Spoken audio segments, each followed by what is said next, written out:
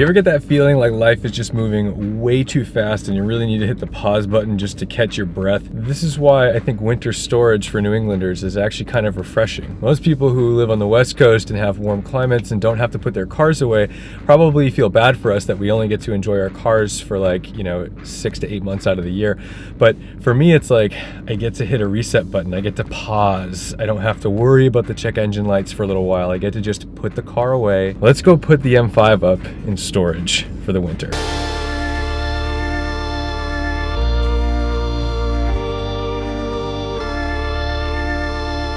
When I put the car into storage, I always fill up the gas tank just so that there's no room for water and moisture to be in there. Some people put like some sort of stabilizer or stuff. I'm kind of lazy and I haven't done that.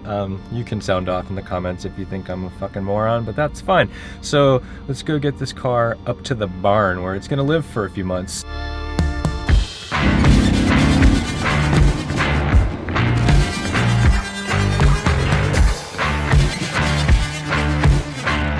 Kind of a garbage day outside with the weather, but this is actually perfect for putting the car away.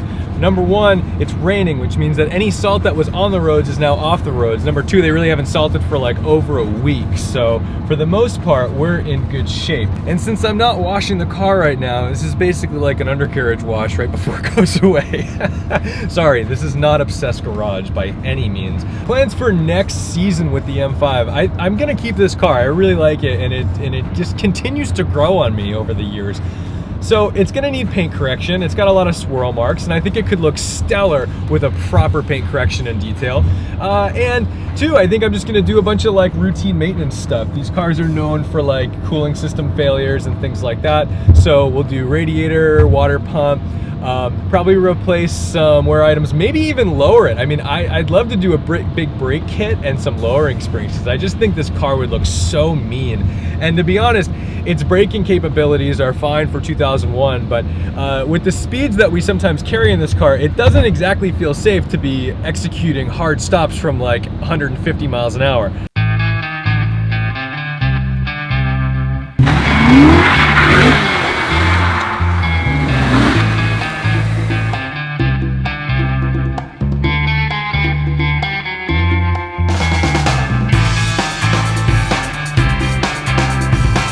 Typically, I'd immediately cover the car and put it on the battery tender, but I think I'm gonna let it dry out for a couple days, and then I'll come back, throw the cover on, throw it on the battery tender, and I'm not gonna think about this for the next few months. I haven't driven a TF4 in a long time.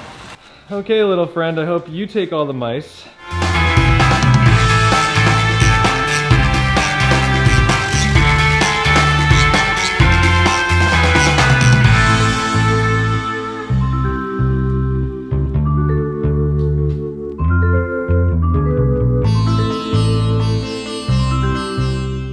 I got a lovely ride home in my dad's dad wagon, the TSX.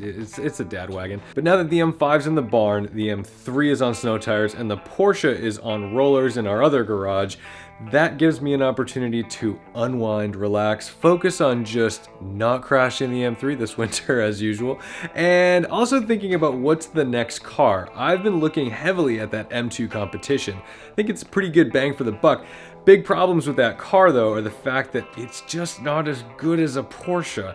And I know that's like a stupid statement to make about a car that's $60,000 to $65,000 when I've spec'd it out with a manual. You can get a used 981 GTS Cayman for around 70 grand. So it just puts it in that territory where it's really close. And I don't want an S because it doesn't have a limited slip differential. That's a big problem. So I'm not gonna ask you guys what I should buy. I hate it when YouTubers ask their viewers like, what should I buy? What should my next car be? And how should I spec it? Like, that's bullshit. You should always do what you wanna do and what makes you happy. But it's tricky right now, because right now I'm kind of between like 991.1 Carrera S, great car, not that special, 981 Cayman GTS, probably like 0 miles in a manual, not so bad, or a brand new M2, which, I don't know, I'm just kind of falling out of love with BMW lately. So I hope you enjoyed this short episode. I'll be back later this week. Thank you so much for watching, liking, commenting, and subscribing. Don't forget